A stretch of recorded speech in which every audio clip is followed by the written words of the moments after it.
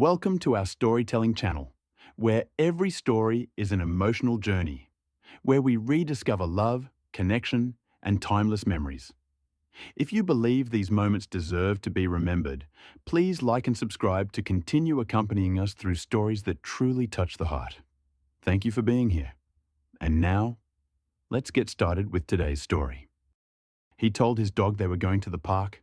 The word alone sent the golden retriever bounding with joy, tail wagging, eyes shining with trust.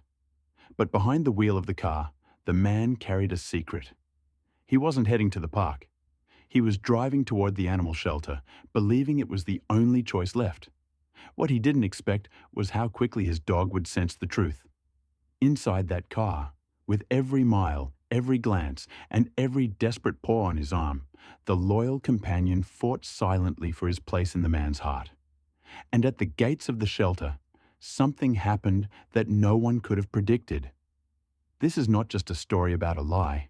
It is a story about devotion, forgiveness, and how a dog's unshakable love can give a broken man the courage to begin again. The morning sun rose gently over the quiet suburban neighborhood as David Miller locked his small front door. At 45, his shoulders bore the weight of too many disappointments, his once bright eyes dulled by job loss and bills that seemed to multiply each month.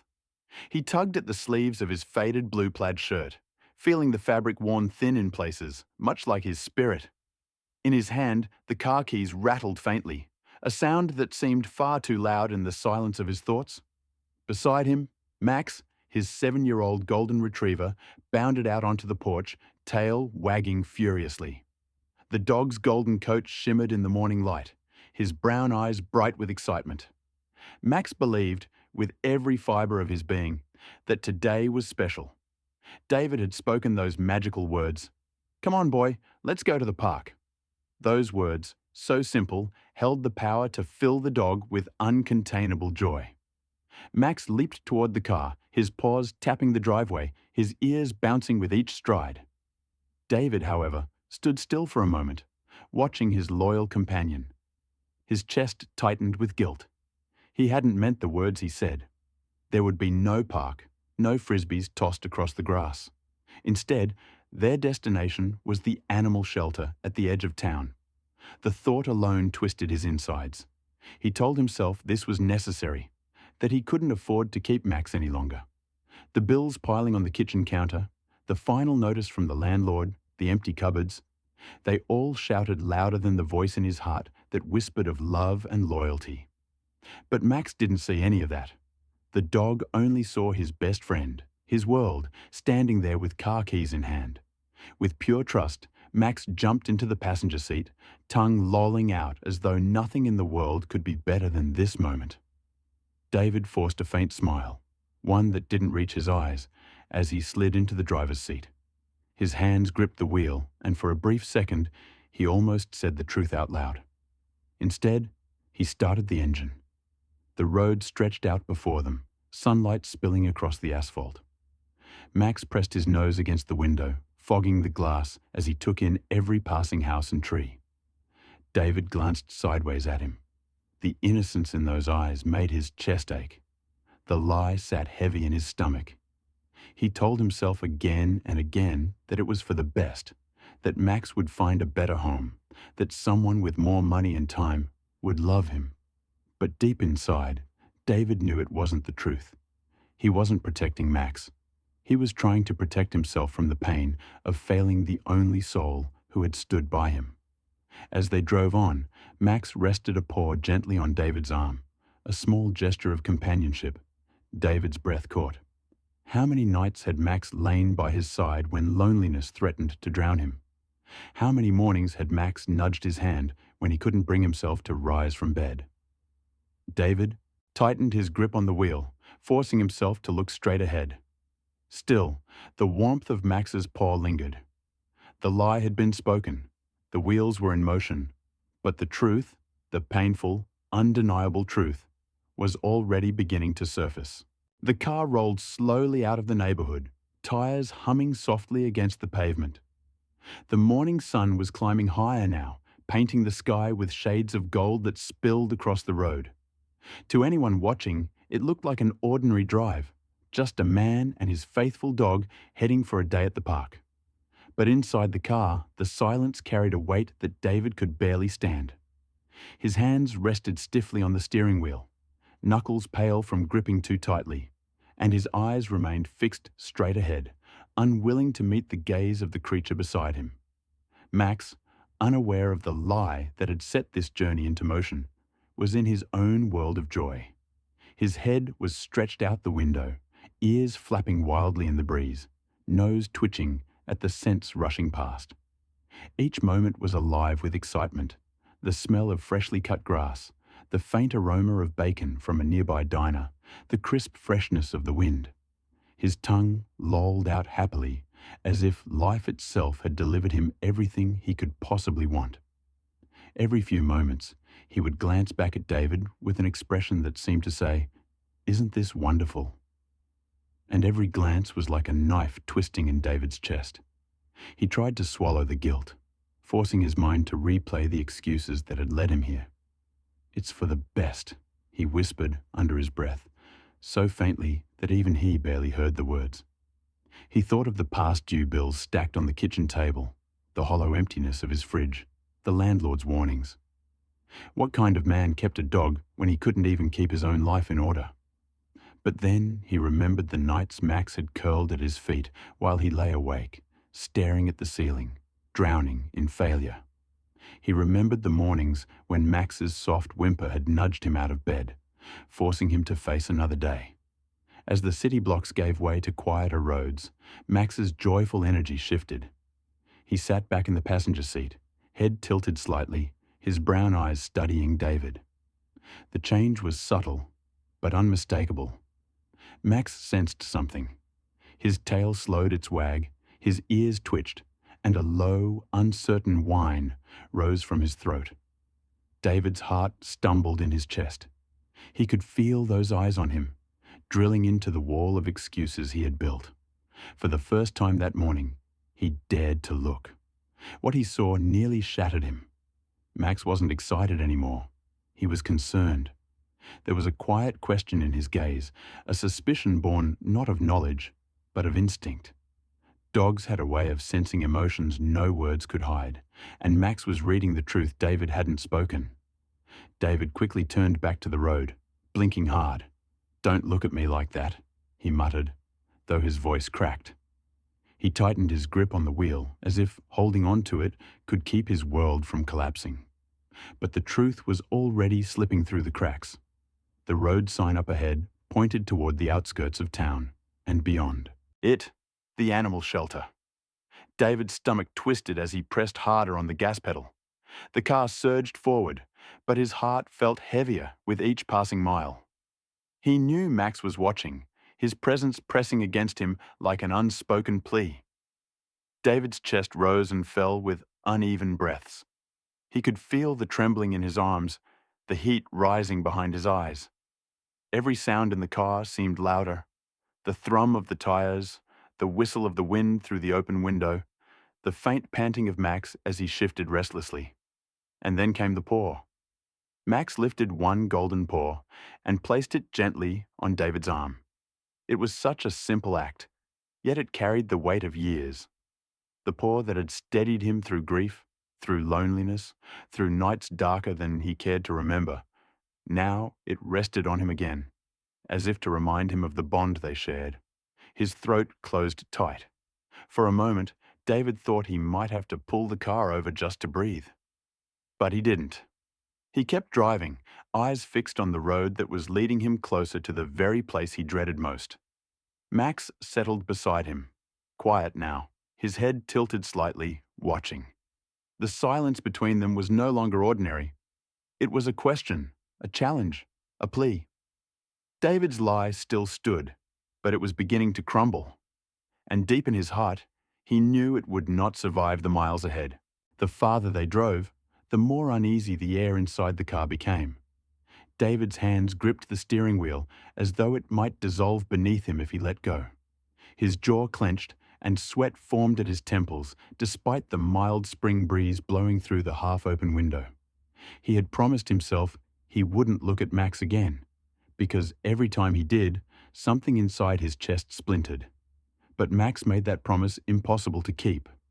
The golden retriever shifted in the seat, his nails tapping softly against the dashboard.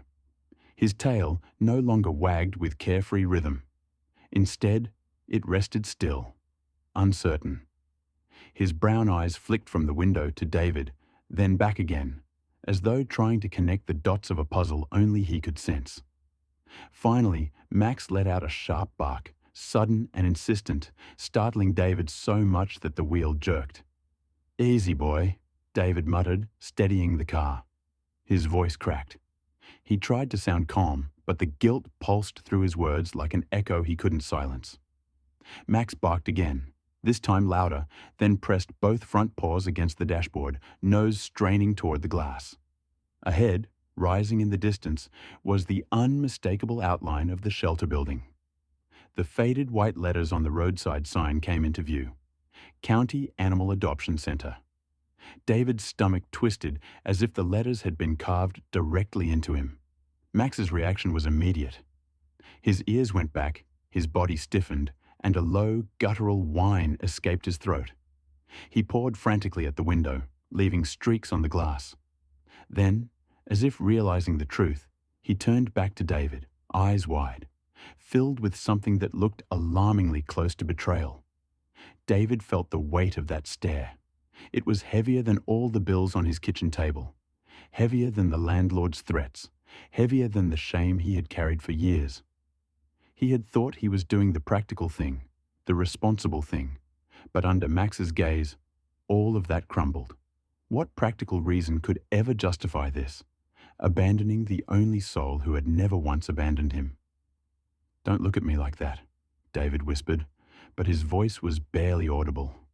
His vision blurred as tears welled in his eyes. He blinked them away furiously, gripping the wheel harder.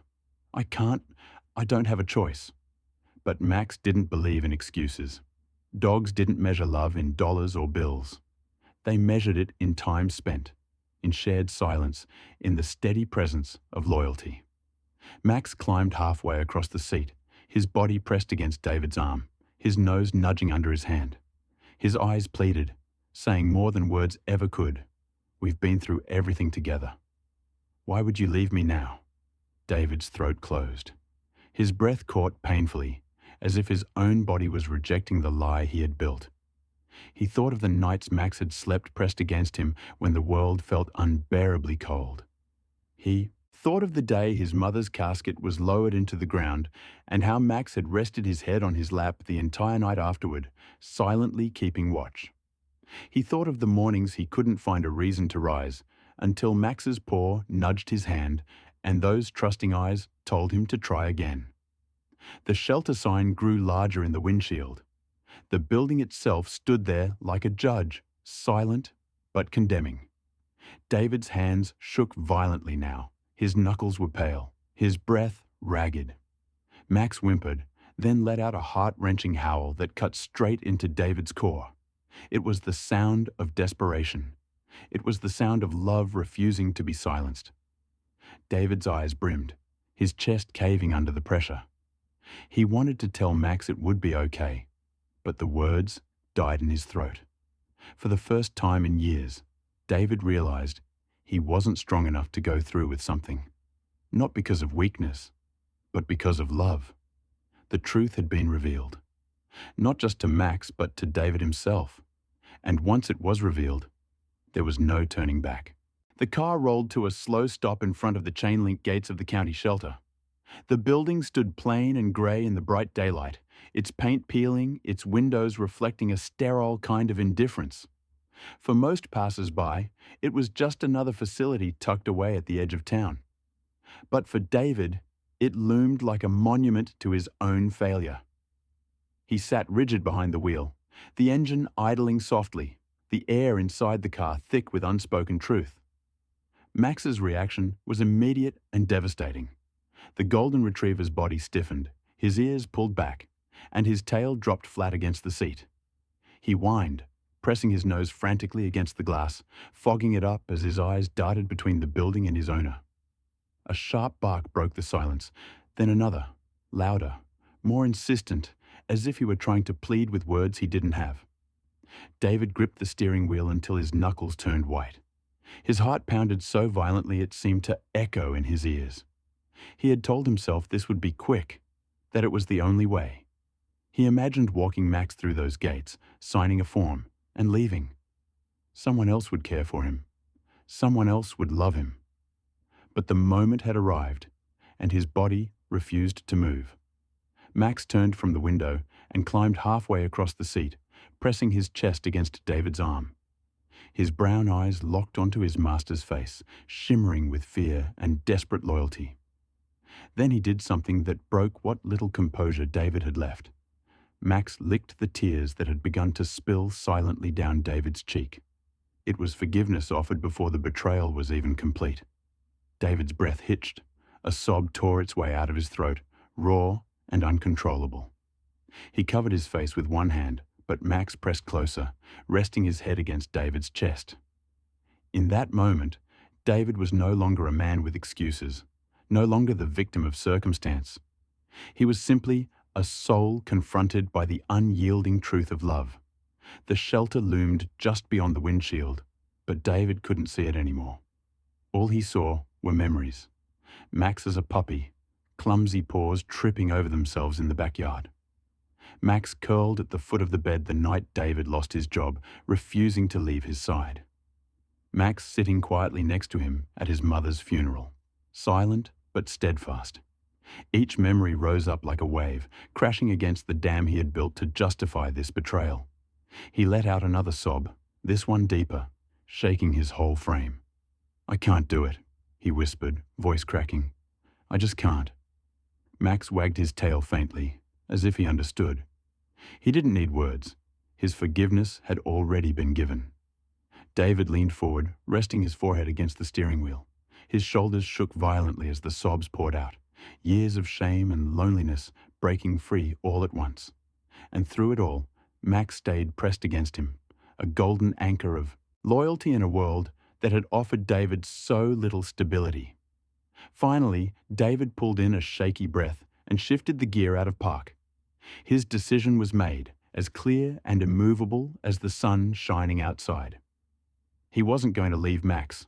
Not now. Not ever. The car rolled forward, but instead of turning into the shelter driveway, David steered away. His heart pounded, but for the first time in a long time, it wasn't with dread. It was with relief. Max let out a soft whine, but this time it was no longer desperate. It was almost content. As the shelter shrank in the rearview mirror, David reached out with one trembling hand and rested it on Max's head. "We're going home, boy," he whispered. "We're going home." And in that sunlight, in that car, David's breaking point had become his moment of redemption. David drove in silence, the steering wheel steady beneath his hands. But his heart was still racing from the storm that had overtaken him at the shelter gates. He felt emptied and renewed all at once, as though a great weight had been ripped from his chest. For so long, he had convinced himself that letting Max go was the responsible thing to do. But now, as the shelter shrank behind him in the rearview mirror, he knew the truth. The only responsible choice was to keep his dog, the only creature who had never abandoned him. Max sensed the shift immediately. His tail began to wag again, first cautiously, then with joyful rhythm. He pressed his body close to David's arm, his brown eyes brighter than they had been all morning. The car was filled not with tension, but with something lighter, warmer, almost celebratory. David laughed through the remnants of his tears, a sound so foreign that it startled even him. Instead of heading home, he turned the wheel toward the city park.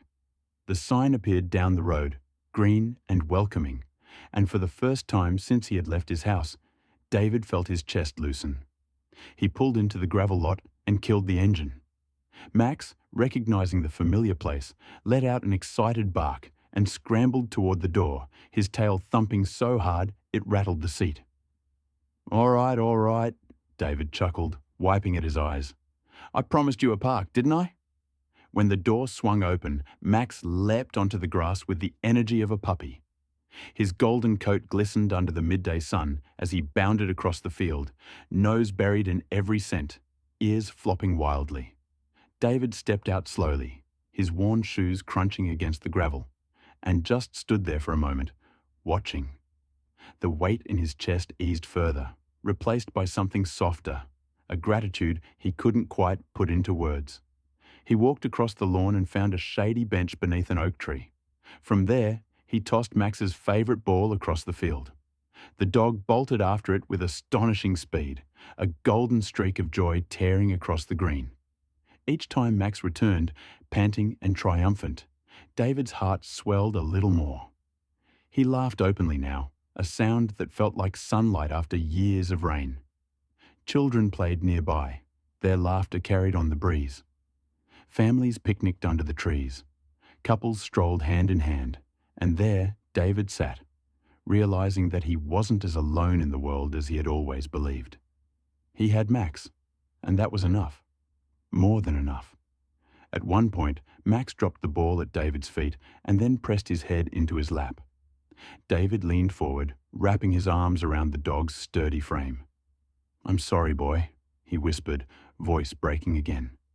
"I was wrong. You're not a burden. You're my family." Max responded the only way he knew, by licking the tears from David's cheek, tail wagging furiously. The afternoon passed with a gentle ease. David lay back on the grass, staring at the canopy of leaves overhead, while Max curled against his side, content and relaxed. The sun filtered through the branches, dappling them both in patches of gold. For the first time in years, David felt peace. Not the fragile kind that shatters with the next problem, but a deep, steady calm, anchored by love. As the day stretched on and the sun dipped lower, David knew with absolute certainty that the course of his life had changed. The shelter would never claim Max.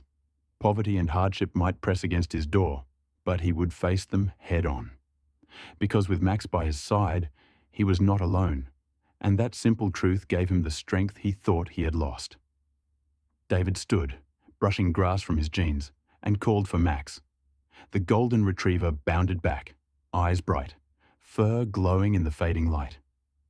Together, they walked out of the park, step for step, man and dog, bound not by convenience, but by choice. And for the first time in a very long while, David felt the faint but unmistakable rhythm of hope. The next morning, sunlight spilled gently through the thin curtains of David's modest home. He stirred awake, feeling Max's warm body curled at his feet. For the first time in years, he hadn't woken with the weight of dread pressing on his chest.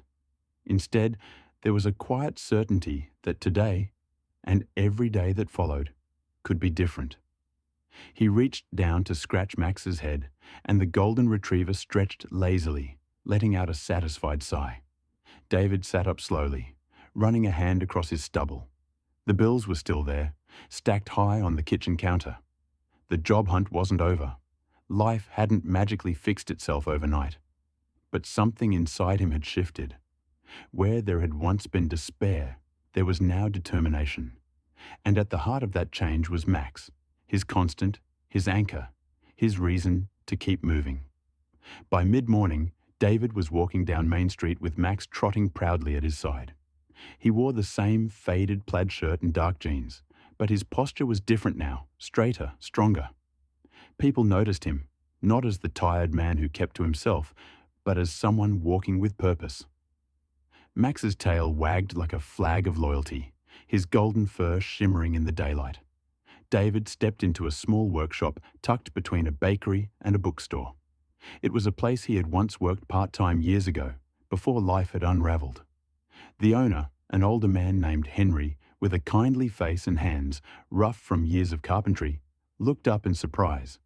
"David Miller," he said, setting down a hammer. "Haven't seen you in a while." David cleared his throat, nerves flickering, but Max leaned against his leg as if lending him courage. "I'm looking for work," David admitted. "Anything. I need a second chance." Henry studied him for a long moment, then glanced down at Max. The dog met his gaze with calm, trusting eyes. A small smile tugged at the corner of Henry's lips. "You always were a hard worker," he said finally. "Come back tomorrow. I could use an extra set of hands." Relief washed over David, so sudden that his knees nearly buckled. He managed to thank Henry, his voice rough with emotion. Stepping back into the sunlight, he crouched down and hugged Max tightly. "You see that, boy? We've got another shot. You and me, together." Max barked happily, licking his face until David laughed out loud, a sound filled with pure gratitude. The days that followed were not easy, but they were filled with meaning. David rose early, worked hard, and returned home exhausted yet satisfied. Max greeted him every evening with the same boundless joy, reminding him why it was all worth it. Slowly, the stack of unpaid bills shrank. The house felt less heavy, filled with the sound of paws patting against the floor, with the warmth of companionship. On weekends, David and Max returned to the park. Children would often run up to pet the gentle golden retriever, and David found himself smiling, talking, even laughing with strangers again. He realized that Max wasn't just giving him loyalty, he was reconnecting him to the world. One afternoon, as the sun dipped low and painted the sky in hues of orange, David sat on a bench watching Max chase after a frisbee. His heart swelled with a feeling he hadn't known in years. Peace. The thought struck him with clarity. He had nearly thrown all of this away. Not just Max, but the chance to live, to fight, to find joy again. He whispered to himself, "Never again. I'll never make that mistake again." Max returned, panting, frisbee in his mouth, eyes glowing with happiness. David took it, rubbed the dog's ears, and whispered, "You saved me, boy. More than you'll ever know." As they walked home side by side, the street bathed in golden light, David realized that life wasn't about the mistakes he had made, but about the love he chose to hold on to. And with Max at his side, every step forward was proof that second chances were real.